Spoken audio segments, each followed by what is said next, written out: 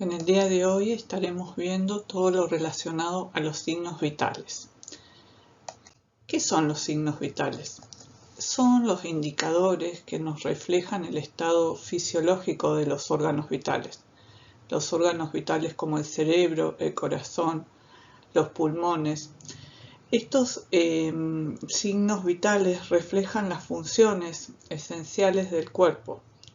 Son los valores que permiten estimar la efectividad de la circulación, de la respiración, es decir, lograr conocer cuáles son los valores de las funciones principales del cuerpo, que si son valores normales se considera que la persona se encontraría sana.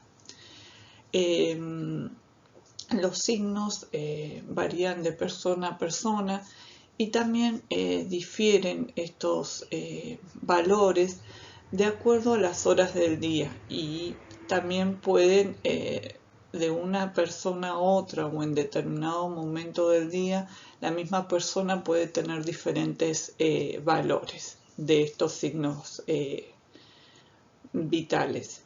Si bien hay indicadores normales, como se consideran en todos estos que vamos a estar viendo ahora, estos indicadores también van a variar de acuerdo a la edad, de acuerdo al estado de salud de la persona, el peso, el sexo o la medicación o tratamiento que esté realizando dicha persona.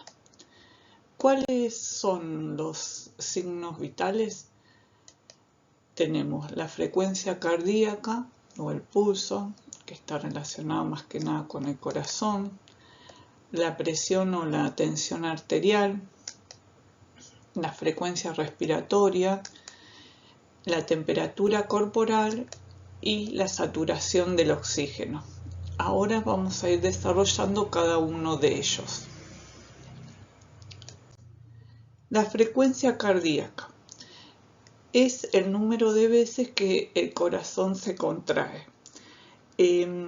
Son las pulsaciones que hace el corazón por unidad de tiempo.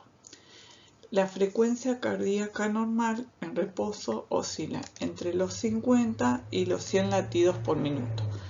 Y esta frecuencia tiene dos fases: diástole, cuando se llenan los ventrículos, y sístole, cuando se contraen los ventrículos e impulsan la sangre a los vasos sanguíneos. El pulso es el movimiento arterial que genera los latidos cardíacos. Los latidos del corazón generan que las arterias se expandan o contraigan al tiempo que la sangre circula por el organismo. Es decir, es la cantidad de veces que el corazón late en un minuto.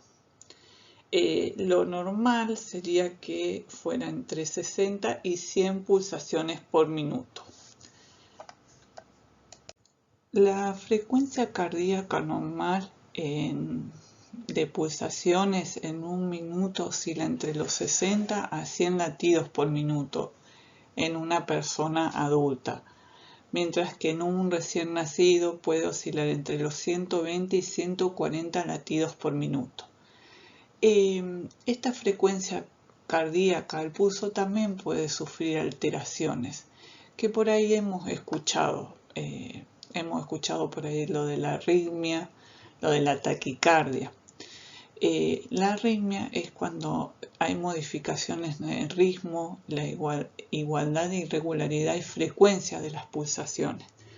Es principalmente cuando el corazón comienza a latir más rápido, y suelen haber por ahí sintomatologías como palpitaciones, mareos, sudoración, dificultad para respirar. Y también la taquicardia también es el aumento de la frecuencia a más de 100 pulsaciones por minuto. A veces hemos escuchado decir que determinada persona presenta una taquicardia o ha presentado una taquicardia que puede desencadenar después en otra patología. La bradicardia es la disminución de la frecuencia a 60 pulsaciones o menos por minuto. Acá es cuando la persona Se puede sentir mareado, aturdido, que le falta el aire, que se siente cansado, que tiene dolor de pecho. Y esta bradicardia, si llega a ser muy grave, con el tiempo puede necesitar la persona que le deban implantar un marcapasos, lo que le va a posibilitar y le va a ayudar a que el corazón mantenga el ritmo cardíaco apropiado. ¿Dónde se palpa el pulso? Hay diferentes lugares en donde se puede palpar el pulso de una persona. Los más utilizados, los que más conocemos, es el pulso radial, que se palpa en la cara interna de la muñeca y es donde solemos tomar el pulso, que se encuentra cerca de la mano de una persona. Y el otro que también conocemos es el pulso que se explora cerca de la arteria de la carótida. Generalmente es donde se encuentra cerca de la garganta que conocemos y que se palpa sobre la parte anterior del músculo a la altura de la tráquea. Ese pulso también es uno de los más conocidos. Y como les mencioné, hay diferentes lugares donde uno puede tomar el pulso, no solamente en esos dos lugares, pero estos dos que les mencioné son los más conocidos. Lo mismo en esta, podrán observar que siguen habiendo un montón de lugares en todo el cuerpo en donde el pulso se puede tomar. ¿Cuál es la técnica para tomar el pulso? Primeramente es cuando tomemos el pulso a una persona que esté consciente, que esté hablando con nosotros o que se sienta por ahí en una situación como que el corazón lo tiene, que le late más rápido, es primero que nada tratar de lavarnos las manos e informar a la persona el procedimiento que vamos a realizar. Se puede elegir, como les dije anterior, cualquier arteria que posibilite esta palpitación. Como ustedes pudieron observar en las dos diapositivas anteriores, hay diferentes lugares en los cuales se puede tomar las pulsaciones del corazón. Se debe apoyar la yema de los dedos índices y medio y anular sobre la arteria elegida y hacer una ligera presión. Tratarnos si no tener un reloj de pared o de pulsera y comenzar a contar los latidos durante 10 segundos. Después de escuchar los latidos durante 10 segundos, multiplicarlo por 6 para obtener la cantidad de veces que el corazón está latiendo en un minuto. Esto también se lo llama frecuencia del pulso. Y anotar después el registro de las pulsaciones por minuto, del ritmo si ha sido regular o irregular, y la intensidad si ha sido fuerte o débil. Tengan en cuenta que el pulso sigue siendo el patrón de referencia fiable para evaluar la circulación de la sangre en el cuerpo de la persona. ¿Qué es la presión o tensión arterial? Es la fuerza que ejerce la sangre al circular por los vasos sanguíneos. La presión es un buen indicador de la salud cardiovascular. Generalmente se conoce como presión normal tener entre 80 y 120 mililitros de mercurio, que esa es la unidad con la cual se expresa la presión. ¿Cómo tomar la presión arterial?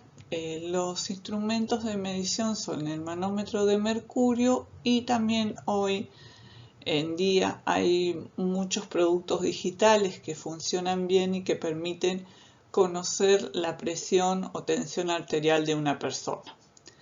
Para tomar esta presión, la persona no tiene que haber realizado ningún esfuerzo en los últimos 30 minutos previos a realizar la toma. Debe estar en una posición cómoda, esperar unos 5 minutos antes de tomarse la presión, no tener ningún elemento que obstaculice la toma, como ser ropa, cartera, bolso, y la persona no debe hablar en el momento que se realiza la toma de la presión. La presión alta hace que el corazón bombee con más fuerza y esto puede llevar a desencadenar en un ataque cardíaco o en un accidente cerebrovascular. Puede también traer complicaciones renales. La frecuencia respiratoria es el número de ciclos ventilatorios que se producen en un minuto de manera inconsciente y sin esfuerzo, en la inspiración y la expiración. Lo normal es entre 10 y 20 por minuto. ¿Cuáles son las características de la frecuencia respiratoria? Una de las características justamente es la frecuencia, que es la velocidad de la respiración por minuto. Que a veces esta respiración puede ir más lenta y otras veces puede aumentar la frecuencia y ir más rápida. También otra de las características es la profundidad o amplitud, que es la distensión de la caja torácica y de la pared abdominal que corresponde a cada tipo respiratorio. Y otra de las características es el ritmo, que vendría a ser la relación normal entre inspiración y expiración. ¿Cuál sería la técnica adecuada para controlar la respiración? Es importante en el trabajo que ustedes realizan que la persona, cuando uno esté controlando su respiración, no se dé cuenta y tratar de controlar esa respiración en un minuto. Lo ideal es que la persona se encuentre en reposo, que pueda estar sentado o acostado y que el técnico pueda sostenerle la muñeca simulando controlar el pulso. De esta manera, por ahí con esta simulación, uno puede detectar la respiración de la persona.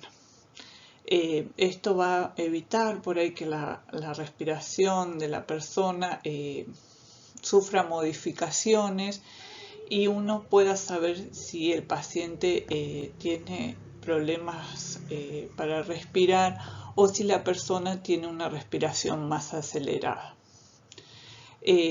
Cuando se tome la respiración y se observe la respiración de la persona, uno debe tener en cuenta los movimientos respiratorios durante un minuto, observando el ritmo y la profundidad. Y además se observará la presencia de características anormales que indiquen otras alteraciones de la función respiratoria. Toda esta información debe ser volcada en un registro para tenerla en cuenta en caso de alguna situación de emergencia o en caso de tener que informarle al médico o a algún familiar cercano. La temperatura corporal es otro de los signos vitales de las personas. ¿Qué es la temperatura? Es la medida relativa de calor que emana el cuerpo. Lo normal en una persona es entre 36 37,4 es la temperatura normal del cuerpo de una persona que se encuentre en un estado físico sano y sin complicaciones y sin ninguna otra alteración en su organismo. Hipotermia es cuando es menor de 35 y fiebre cuando es mayor a 38 grados. Sino que a veces que una persona presente una temperatura mayor de 38 años es que puede ser de que esté transitando alguna infección en la cual no ha sido detectada o también puede producir otras complicaciones de salud. Siempre que se observen estas situaciones de alteraciones en los signos vitales, uno tiene que consultarlo al médico o informarle al médico sobre las situaciones que presenta la persona a la cual estamos cuidando.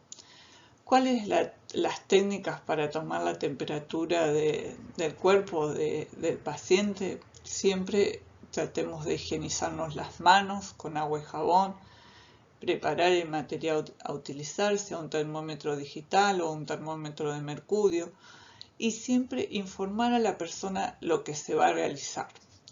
En caso de ser necesario, se seca la axila, como les dije anteriormente con la toma de la presión, también dejar libre de ropas en el lugar donde se va a colocar el termómetro, y decirle, una vez que se coloca el termómetro, decirle a la persona que coloque el brazo sobre el pecho. Ahí es donde se debe mantener el termómetro puesto entre 3 y 5 minutos, en caso de ser los de mercurio. En caso de ser un termómetro digital, dejarlo hasta que la alarma suene. Retirar el termómetro y leer la temperatura. Como les dijimos anteriormente, anotar todo en nuestra hoja de registro, donde figure la hora de la medición, la temperatura y el lugar donde colocaron el termómetro para tomarle la temperatura a la persona. Luego se debe limpiar el termómetro y guardarlo y secarlo en un lugar seguro. Todas las veces que ustedes tomen datos o vean algún registro o alguna cosa anormal sobre los signos vitales, es importante que tomen registro de los mismos.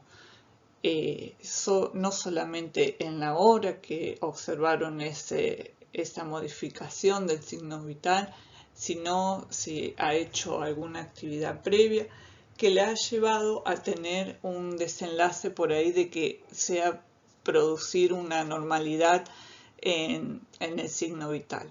Todas las cosas deben quedar bajo registro y es una manera de que ustedes también, en el momento de que se les vaya a hacer una consulta médica de la persona que cuidan o un familiar les consulte a ustedes, es importante que ustedes tengan un registro y sepan decirles al familiar o al doctor el problema que han presentido o que han visto que la persona que cuida ha manifestado. Porque generalmente ustedes pasan muchas horas con las personas que cuidan y generalmente por ahí son ustedes los que ven los síntomas que por ahí en otro momento cuando viene algún familiar o van a la consulta médica no se manifiestan. Así que, como les dije, muy importante el registro y las anotaciones, las cosas previas al suceso del signo vital y los momentos del día que toman la presión arterial, sea a la mañana o a la tarde, siempre deben tener registro de los mismos. La saturación del oxígeno. Esto sirve para medir la concentración del oxígeno en sangre. Permite detectar el descenso de los niveles de saturación de oxígeno de la sangre arterial mediante un sistema no invasivo. En condiciones normales la saturación de oxígeno es mayor de 96%. Estos dispositivos que hay para medir la saturación de oxígeno no son invasivos, como les comenté, y no causan dolor ni nada. Y una de las condiciones previas para tomar estos registros es que la mano del paciente se encuentre limpia, que las uñas no estén pintadas, porque eso altera también lo que es la medición del oxígeno en sangre.